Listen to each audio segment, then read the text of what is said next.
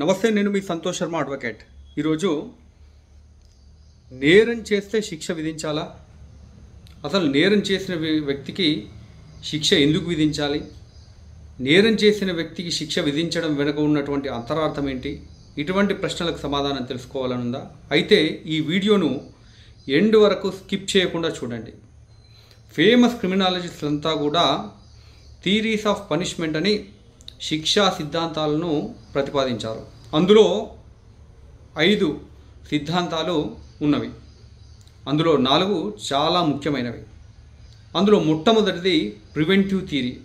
ఈ థియరీ ఏం చెప్తుందంటే, ఏదైనా నేరస్తుడు ఒక నేరం చేసినప్పుడు తిరిగి ఆ నేరస్తుడు మళ్ళీ అటువంటి నేరం చేయకుండా నిరోధించడానికి టెంపరరీగా కావచ్చు, పర్మనెంట్గా కావచ్చు,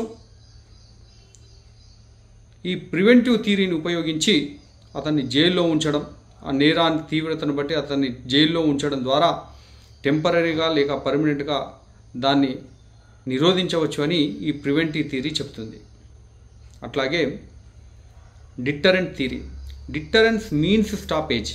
అంటే నేరం చేసిన వ్యక్తికి శిక్షను వేసి దానిని ఉదాహరణగా చూపుతూ సమాజంలో ఇంకెవ్వరు కూడా అలాంటి నేరానికి పాల్పడకుండా అదుపు చేసే థియరీనే డిటరెన్స్ థియరీ అంటారు.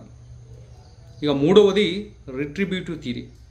ఈ రిట్రిబ్యూటివ్ థియరీ అనేటువంటిది ప్రజాస్వామ్య దేశాల్లో వాడరు. కొన్ని ఇస్లామిక్ దేశాలు మాత్రమే ఈ రిట్రిబ్యూటివ్ థియరీని వాడుతుంటాయి. Eye for eye, tooth for tooth అనే ప్రిన్సిపల్ దీనికి మూలమైందని చెప్పవచ్చు. అట్లాగే రిఫార్మేటివ్ థియరీ. రిఫార్మేటివ్ థియరీ అంటే, ఈ రిఫార్మేటివ్ థియరీని మొట్టమొదలు అమెరికన్స్ వాడుకలోకి తీసుకొచ్చారు.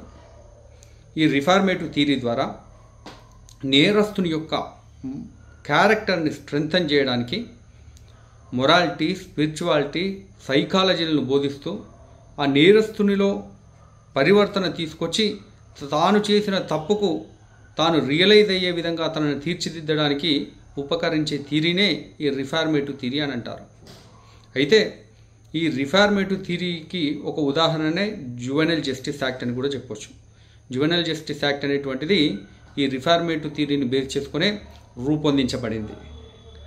ఇండియాలో ఇప్పుడు ఈ ప్రివెంటివ్, డిటరెంట్, రిఫార్మేటివ్ థియరీలను ఉపయోగిస్తున్నాం. సో ఇట్లాంటి ఇంట్రెస్టింగ్ అప్డేట్స్ కోసం నా ఛానల్ని లైక్ చేయండి, షేర్ చేయండి, సబ్స్క్రైబ్ చేయండి. Stay tuned.